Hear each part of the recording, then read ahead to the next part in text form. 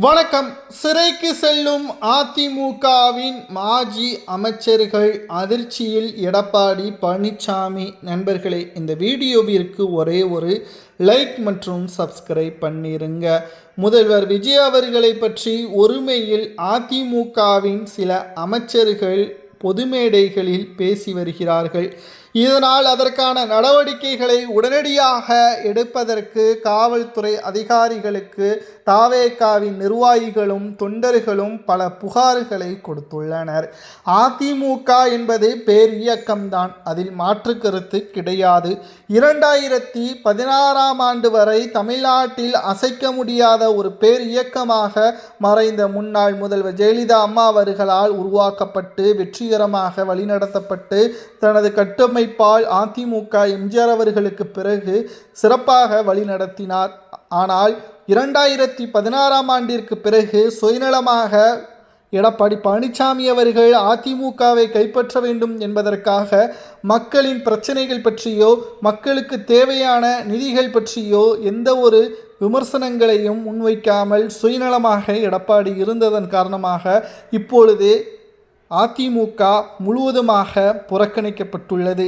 இது கூட தெரியாமல் மாஜி அமைச்சர்கள் உட்கட்சி பிரச்சனைகளை சரி செய்யாமல் தற்பொழுது மக்களால் தேர்வு செய்யப்பட்டுள்ள தாவேகாவின் அரசை விமர்சனம் செய்வது சரியா?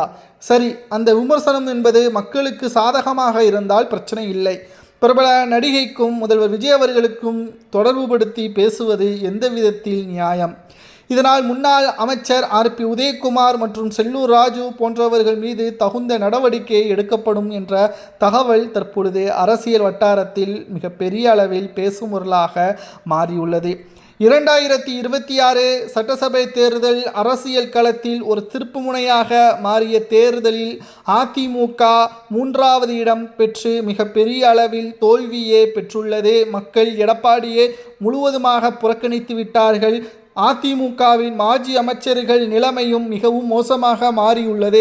மக்களுக்கு ஆதரவாகவோ அதிமுகவின் ஒட்டுமொத்தமான ஒற்றுமையை ஏற்படுத்துவதற்கோ இவர்கள் முயற்சி செய்யவில்லை.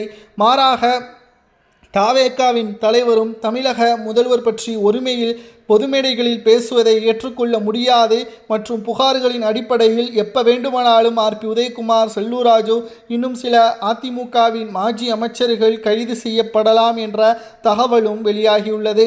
எதிர்க்கட்சி தலைவர் உதயநிதியவே கைது செய்யப்பட்ட தமிழக அரசு இவர்கள் எல்லாம் நிச்சயம் சிக்குவார்கள். அப்படி சிக்கினால் ஜாமீனில் கூட வெளிவர முடியாத அளவிற்கு சிறை தண்டனை கொடுக்க வேண்டும் என்றால் எத்தனை ஆண்டுகள் கொடுக்கலாம் என்பதை கமெண்ட் வாயிலாக கூறுங்கள். நன்றி, வணக்கம்.